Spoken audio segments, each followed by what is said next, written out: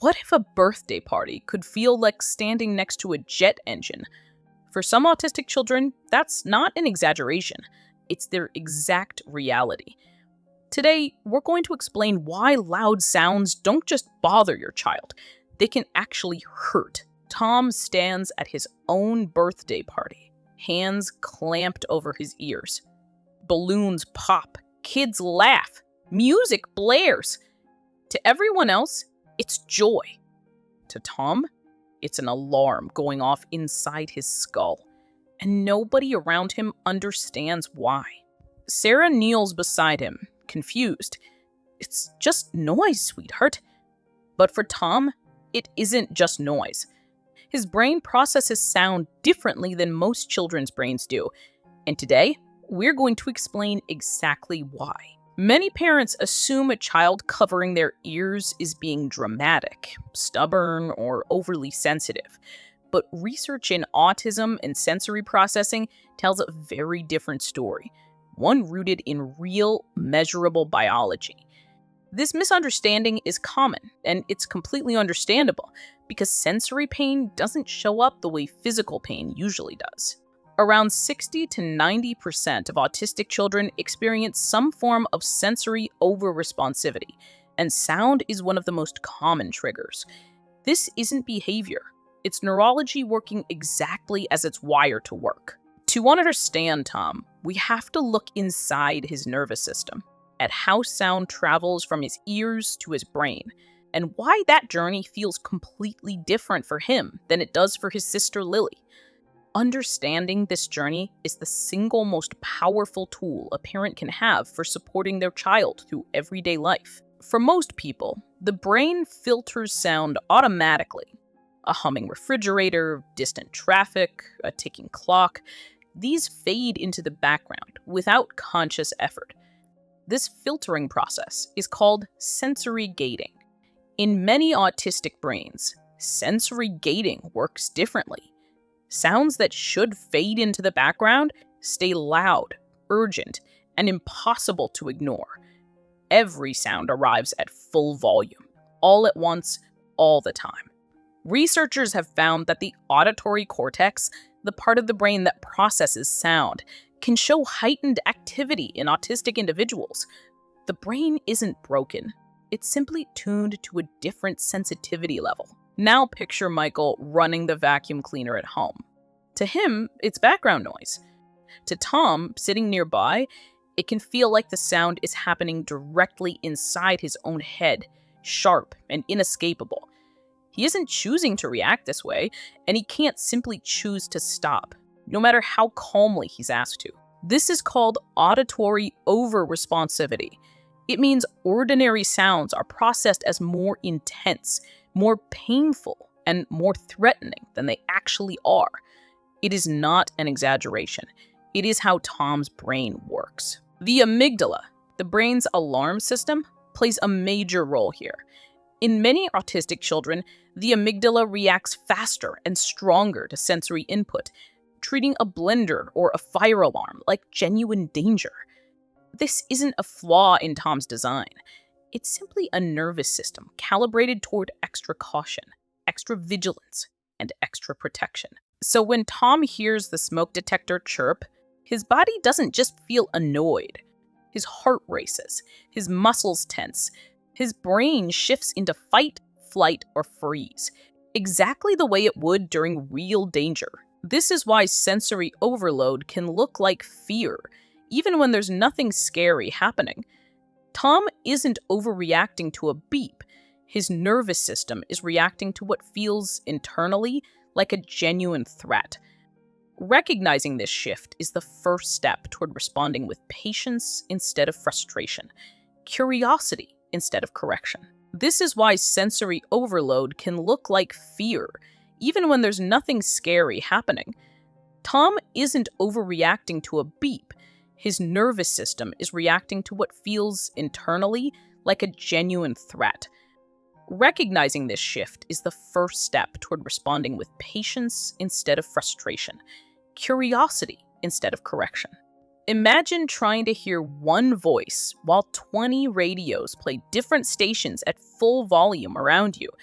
That's closer to what a crowded restaurant can feel like for a child with auditory sensory sensitivity. No wonder mealtimes sometimes end before they even really begin, long before anyone has finished eating. Some sounds are especially difficult. Vacuum cleaners, blenders, hand dryers, fire alarms, crying babies, and sudden loud voices. These sounds share something in common. They're sharp, unpredictable, or high-pitched. Unpredictability matters enormously. A sound Tom expects, even a loud one, is easier to handle than a sudden noise with no warning. The surprise itself activates the brain's threat response even faster. This is why a fire drill at school can be devastating for an autistic child. It isn't just loud, it's sudden, unexplained, and completely out of their control, all in a matter of seconds. Michael remembers taking Tom to a hardware store. A forklift backed up, beeping loudly. Tom dropped to the floor, hands over ears, sobbing. Strangers stared. Michael felt embarrassed, then deeply protective, then heartbroken. He had never seen his son collapsed like that before. And in that moment, everything he thought he understood about Tom shifted completely. That moment taught Michael something important. Tom wasn't misbehaving. Tom's nervous system had been pushed past its limit, and his body did the only thing it knew how to do, which was shut down.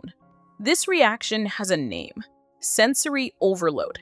It happens when incoming sensory information exceeds what the brain can process and organize in real time, leaving the nervous system flooded and overwhelmed by the water.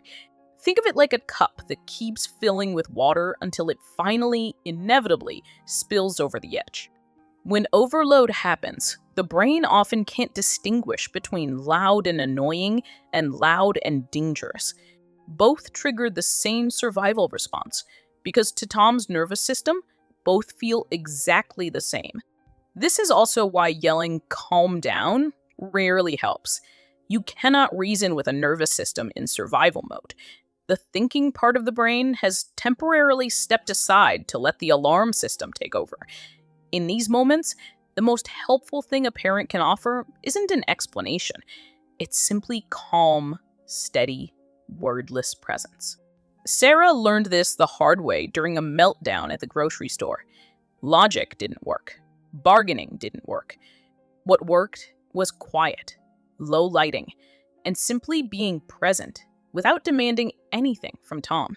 It's important to understand this isn't unique to autism, but it is far more common and far more intense within it. Autistic brains process, filter, and prioritize sensory information differently than neurotypical brains do. Every autistic child is different. Some are highly sensitive to sound, but not to touch. Others struggle with bright lights, but handle noise fairly well. There is no single sensory profile that fits every child. This is why understanding your specific child matters more than any general checklist. Tom's triggers are not the same as another autistic child's triggers, and that's completely normal, expected, and okay. This variation matters because it means there is no single fix, no universal answer, only careful, ongoing observation and care. Tip 1. Give warning before loud sounds whenever possible. Telling Tom, "In 1 minute, I'm going to vacuum," allows his brain to prepare, instead of being ambushed by sudden, unpredictable sensory input. Even a simple hand signal, or a countdown from 5, can give Tom's brain the head start it desperately needs. Predictability calms the nervous system. Even a few seconds of warning can be the difference between a manageable moment and a full meltdown. Because the brain hates surprises far more than it hates noise. Tip 2. Noise-canceling headphones can be genuinely life-changing. They don't block out the world completely. They simply turn the volume down to a level Tom's nervous system can actually manage. They aren't a luxury item. For many autistic children, they function as essential daily equipment, not an optional accessory. Sarah keeps a pair in her bag everywhere they go.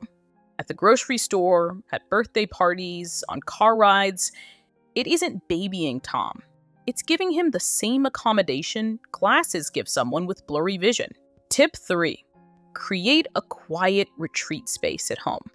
A corner with soft pillows, dim lighting, and no noise gives Tom's nervous system a place to reset when the world becomes too loud to bear.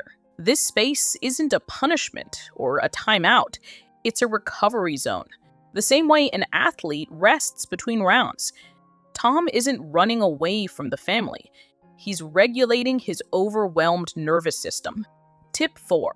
Introduce challenging sounds gradually and on Tom's terms. Letting him control the volume of a vacuum recording, for example, slowly builds tolerance without forcing overwhelming exposure all at once. Progress here isn't measured in days. It's measured in small, quiet victories that build slowly over weeks and months. Occupational therapists often use this gradual approach, called desensitization, pairing manageable sound exposure with safety and control. Progress happens slowly, respectfully, and always at the child's own pace, never forced. Tip 5. Validate the experience instead of minimizing it. Saying, "That sound really hurts your ears, doesn't it?" tells Tom he's understood. Not broken, not dramatic, simply a child whose brain works differently. Children remember how adults respond to their pain far longer than they remember the sound that caused it in the first place. Validation matters more than parents realize. When a child feels believed, their stress response lowers. When they feel dismissed, the sensory experience often becomes even more distressing and harder to manage. Lily has become one of Tom's biggest allies. At school events, she quietly moves him away from speakers before he even asks. She learned that support doesn't need grand gestures, just quiet awareness. Over time, the family built small routines: headphones by the door, a warning before the blender, a quiet corner in the living room. None of it was expensive. All of it made an enormous difference. Slowly, birthday parties changed too. Sarah requested lower music volume for the first hour. Michael scheduled the loudest games later, after Tom had time to settle in and prepare for the noise. These changes cost nothing but attention and care, yet they transformed how Tom experienced an event he used to dread. These weren't extreme accommodations. They were small adjustments that let Tom participate in his own life on terms his nervous system could actually handle, instead of forcing him to simply endure it. One afternoon, a fire truck roared past outside. Tom flinched, but reached for his headphones instead of collapsing to the ground. Sarah watched quietly, recognizing real, hard-earned progress in that tiny moment. Progress like this rarely looks dramatic from the outside, but for a family who has lived through countless meltdowns, it means everything. It wasn't a cure, because there is no cure needed. Autism isn't an illness to fix. It was simply a child learning, with support, how to navigate a world that is often too loud for him. Understanding replaced frustration in their home. Michael no longer felt embarrassed in public. Sarah no longer blamed herself. They simply adjusted their expectations to match their son's very real, very valid experience. Science doesn't offer a magic fix for sound sensitivity, but it offers something just as valuable: understanding. And understanding changes everything about how a family responds to a child's hardest moments. When you know a meltdown at a noisy event isn't defiance, but an overwhelmed nervous system, your entire response shifts from frustration to compassion, from correction to genuine patient support. That single shift in perspective, from behavior to biology, changes how a parent responds in every single hard moment that follows. So if your child covers their ears, cries at birthday parties, or melts down near vacuum cleaners, please know this: they are not overreacting. Their brain is working exactly as it was built to work. Here are 3 tips to remember. 1. Warn before loud sounds whenever you can. 2. Keep noise-canceling headphones nearby. 3. Build a quiet space at home where your child can safely recover. These 3 tips are simple, but simple doesn't mean small. Consistency, more than perfection, is what truly helps a child feel safe. Here are 3 tips to remember. 1. Warn before loud sounds whenever you can. 2. Keep noise-canceling headphones nearby. 3. Build a quiet space at home where your child can safely recover. These 3 tips are simple, but simple doesn't mean small. Consistency, more than perfection, is what truly helps a child feel safe. Every autistic child experiences the world differently, and every small accommodation you make tells your child one powerful thing: I believe you, I understand you, and I am here beside you. Subscribe for more evidence-based autism parenting videos.